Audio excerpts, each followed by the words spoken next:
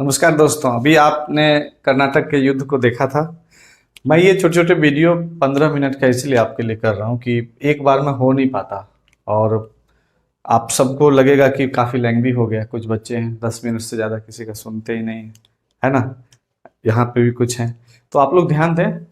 कर्नाटक के युद्ध के सीरीज जो 3 हैं, तीनों कर्नाटक युद्ध के क्रम में मैं आगे बढ़ रहा हूँ। फर्स्ट को हमने कहा कि 1746 से लेकर 1748, मैं उसमें डेट डालना थोड़ा सा भूल गया था, शायद देख लेना, तो वो हुआ था। सेकंड हम 1749 से 1754 तक चल रहे हैं। यहाँ जो युद्ध होता है, फिर हम इसके बैकग्राउंड में जाएंगे और उसको फटाफट समझने की कोशिश करेंगे कि आखिर सेकंड कर्नाटक का जो युद्ध हुआ वो कैसे हुआ। आप देखो, फिर से एक बार जाओ यूरोप में। कर्नाटक का द्वितीय युद्ध 1749 से 1754। आइए बैकग्राउंड में, यूरोप में उत्तराधिकार का संघर्ष फिर से शुरू होता है ऑस्ट्रेलिया को लेके। तो ऑस्ट्रेलिया को लेके जो प्रॉब्लम थी वो फिर शुरू होता है। यूएस और भारत में जो उपनिवेशी संघर्ष होता है, उपनिवेशवाद के वहाँ पे आपसी संघर्ष वहाँ भी प्रारंभ होता है। तो जहाँ जहाँ यूएस और भारत, मतलब यूएस और फ्रांस एक जगह थे, उन जगहों पर ये हुआ। यहाँ पर एक चीज ध्यान देना है, यूएस और भारत में भी, हाँ ठीक ही है, यूएस और भारत दोनों में, है ना। यूके और फ्रांसीसी आमने सामने आते, इसको आप ऐसे ही समझ लो, ठीक है। तो आप देखो इसमें क्या समझे, इसमें आप समझे कि यूरोप की उत्तराधिकार का संघर्ष शुरू हुआ और वहां पर यह कंडीशन बनी कि जहां जहां फ्रांस और ब्रिटेन का उपनिवेश था वहां आपस में ये लोग लड़ने लगे। अब आइए भारतीय शासकों की स्थिति देखें। मुगल के बारे में मैंने बता ही दिया कि वो टूटे फूटे रूप में देश में चल रहे थे। हैदराबाद और कर्नाटक, दो साउथ इंडिया में दो मजबूत स्थिति में उस समय चल रहा था।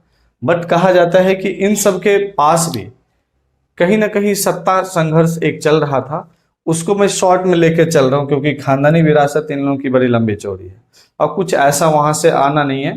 प्रीवियस ईयर में आप देखेंगे तो आपको समझ में आएगा। तो जो मेन यहाँ पे मुद्दा है उसको हम शॉर्ट में समझते हैं। कर्नाटक की स्थिति क्या है, मैप पे अगर आप जाएंगे इंडिया का, देखिए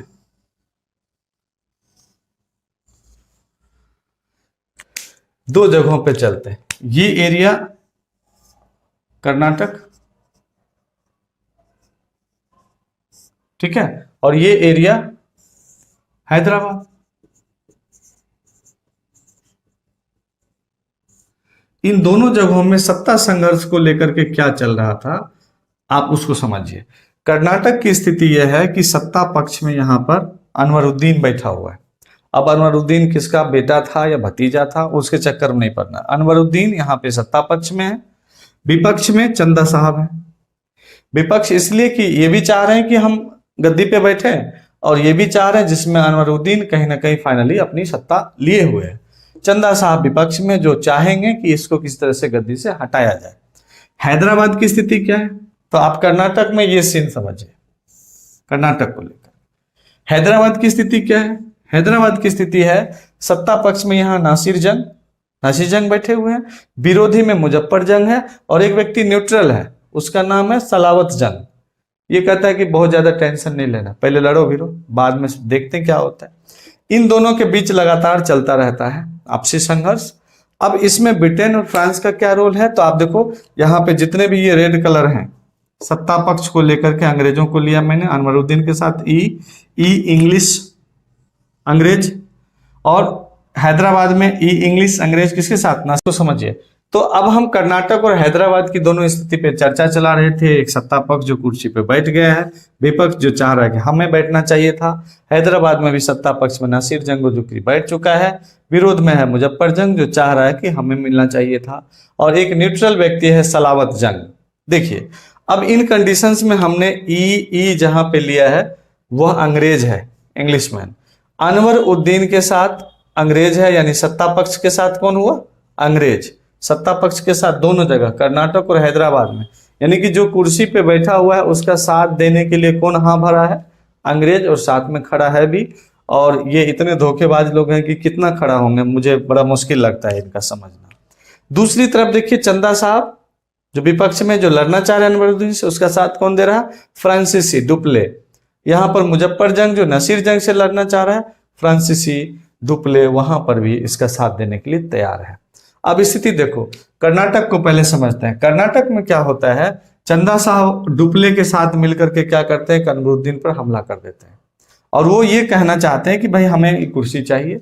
फाइनली हमला करने के बाद 1749 में अंबूर का युद्ध होता है। अंबर समझ रहे हैं, आकाश थोड़ा सा अंबूर है ये, तो अंबूर का युद्ध, यहीं से कर्नाटक सेकेंड पार्ट जो है ना उसकी प्रारंभ मानी जाती है कि कर्नाटक के द्वितीय युद्ध की शुरुआत अंबूर के युद्ध से ही होता है। फाइनली कहा जाता है कि अनवरुद्दीन मारा जाता है। इसका पुत्र है मोहम्मद अली जो भाग करके त्रिचनापल्ली के किले में शरण ले लेता है। इतना पहले एक कट को ध्यान में रखना है, यानी कि पहले में चंदा साहब जो विपक्ष है वो पक्ष पे हमला कर रहा है, विपक्ष प्लस फ्रांस पक्ष पे हमला किया, पक्ष मारा जाता है, ये गद्दी को ले लेता है। तो कर्नाटक में अब कौन बैठ गया गद्दी पे, चंदा साहब, गद्दी हट गया है कौन, चंदा साहब। चलिए यहाँ की कहानी यहाँ पे खत्म करते हैं। चंदा साहब नवाब बन गए कर्नाटक में। आइए हैदराबाद में, सत्ता पक्ष विपक्ष में, तो विपक्ष फिर इस पे हमला करता है डुप्ले के साथ, ये मारा जाता है कौन, नासिर जंग। नासिर जंग जैसे ही मारा जाता है, होता क्या है कि मुजफ्फर जंग को इसकी गद्दी पर बिठा दिया जाता है, किसके द्वारा, डुप्ले के द्वारा। अब कहा जाता है कि डुप्ले का जो ये सेनापति कहा जाए बुस्सी, यह बुस्सी डुप्ले इसको भेजता है कि देखना मुजफ्फर जंग अपनी बात मान रहा है कि नहीं, अगर हमारे अनुसार चलता है तब तो कुर्सी पे बैठने देना, नहीं तो उसको भी खत्म करो, कहानी खत्म। मुजफ्फर जंग आनाकानी करता है, बुस्सी उसको भी मार देता है, यानी कि इसकी कुर्सी अभी पूरी तरह से हैदराबाद की कुर्सी हो गई खाली। अब डुप्ले फिर वहां एक कूटनीति चलता है कि क्यों नहीं इस व्यक्ति को न्यूट्रल सलावत जंग को बिठा दिया जाए, इसको जैसे कहेंगे वैसे करेगा। तो अपने देश में भी स्थिति बन जाती कभी कभी कि जब लग जाता है कि ज्यादा बात नहीं मानने वाले लोग बैठ जाएंगे मेन कुर्सी पर, तो ऐसे को बिठाओ जिससे मनवाया जा सके। यहाँ पे सलावत जंग को क्या किया, कुर्सी पर बिठाया किसने, डुप्ले ने। अब इसको एक कठपुतली की सरकार कहाँ बना दी, हैदराबाद में, यानी कि हैदराबाद अब किसके कब्जे में हो गया, फ्रांसीसी के कब्जे में। और यहां पर भी फ्रांसीसी का ही बैठा हुआ कौन आ गया, अब चंदा साहब यहाँ नवाब बन गया। कुल मिलाकर के शुरुआती रुझान यह आ रहा है चुनाव का कि दोनों जगह कर्नाटक और हैदराबाद में कौन हो गए हैं, फ्रांसीसी। नहीं, चाहे किसको भी किसी को भी बिठाए गद्दी पर, यहां पर सलावत जंग है और यहां पर चंदा साहब है। अब कहा जाता है कि अनवरुद्दीन का जो बेटा था मोहम्मद अली, वह भाग करके त्रिचनापल्ली के किले में शरण ले लिया था। अब देखो वहां से एक दूसरा क्या सीन बनता है, मैं इसको मिटा रहा हूं।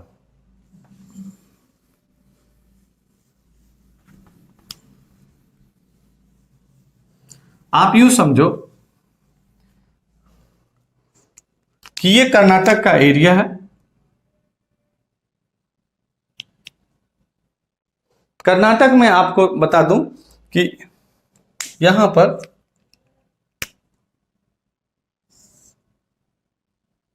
आप समझना,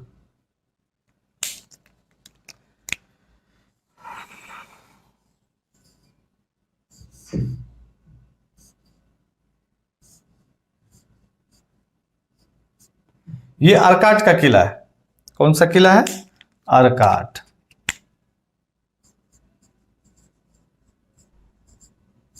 क्योंकि कर्नाटक का जो सेंटर था मेन, अर्काट के किले में ही कहा जाए सब कुछ संचालित होता था।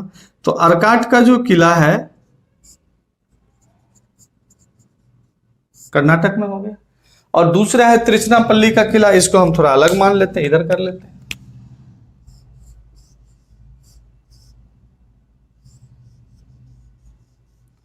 इसको हैदराबाद में मान लेते हैं। ये त्रिचनापल्ली का किला है, अर्काट का किला यहां, त्रिचनापल्ली का किला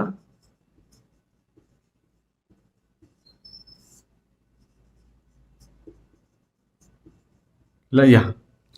अब कहा जाता है कि यह भाग के कहां जाता है, अर्काट के किला।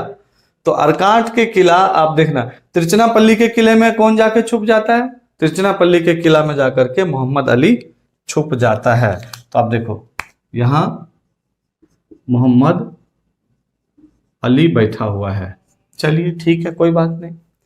अब मोहम्मद अली जब तिरुचिरापल्ली के किला में बैठा हुआ है तो अब अंग्रेजों ने यह ठान लिया कि मोहम्मद अली को कर्नाटक का गद्दी दिलाना है और फिर इसको कठपुतली के रूप में हम चाहेंगे तो इस्तेमाल कर लेंगे। अब होता क्या है, तिरुचिरापल्ली के किले में मोहम्मद अली बैठा हुआ है और इधर अंग्रेज यहां ले लीजिए। अंग्रेज क्या करता है, अंग्रेज में दो लोगों का नाम बहुत वर्चस्व के साथ आता है। एक आता है सॉन्डर्स, जो सॉन्डर्स एक बार बाद में भी आता है, और सॉन्डर्स के साथ उस समय आ जाता है क्लर्क लॉर्ड क्लाइव। भारत में इसकी एंट्री एक कलर के रूप में होती है। फिलहाल चलिए कलर या किरानी से मतलब नहीं है। लॉर्ड क्लाइव जो है यह सॉन्डर्स का एक तरह से सेनापति बन जाता है, क्योंकि यह कुछ आइडिया देता है कि हुजूर एक बात हुई है कि जो ये चंदा साहब जो हैं, वह चंदा साहब अरकाट का किला से जो कर्नाटक का सब कुछ चल रहा है, चंदा साहब जोश में ज्यादा आ गए हैं और चंदा साहब निकल पड़े हैं कहाँ के लिए, तिरुचिरापल्ली के किले में जो ये बैठा हुआ है मोहम्मद अली उसको मारने के लिए।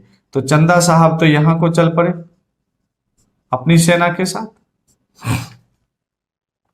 ठीक है, अब कहा जाता है तिरुचिरापल्ली के किला में मोहम्मद अली बैठा हुआ है। अब अरकाट के किला में चंदा साहब चलने का मतलब यही समझ लो कि चंदा साहब कहीं ना कहीं अपनी सेना को किधर भेज दिए, तिरुचिरापल्ली के किले की तरफ। कुछ लोग ये भी लिखते हैं, कुछ लोग लिखते हैं कि वो खुद ही चले गए। बहरहाल आप देखिए कहानी क्या बनती है। फिर क्या होता है कि क्लाइव जो है ये आइडिया दे देता है कि महाराज क्यों ना हम आधी सेना को यहां भेज दें अरकाट के किला में। मुझे लग रहा है वहां अगर चंदा साहब वहां होगा तो वहां भी आधी सेना के साथ कमजोर स्थिति में होगा, और अगर वो रास्ते में होगा इस किले के आसपास तो यहां भी कमजोर स्थिति में ही होगा, पूरी सेना लेके तो आएगा नहीं, क्योंकि दोनों जगह सेना इसकी बटी हुई। तो इसकी बात पे सॉन्डर्स लॉर्ड क्लाइव को कहां भेज देता है, अरकाट के किले की निगरानी पे, वहां युद्ध सेना के साथ भेज देता है और सॉन्डर्स एक कमांड इधर संभालता है। चलिए बहुत बढ़िया। जब लॉर्ड क्लाइव अरकाट के किला पे आता है, अब चंदा साहब की सेना क्या है, आधे आधे में बढ़ जाता है। तो देखिए दो चीजें ध्यान रखिए, इसको तिरुचिरापल्ली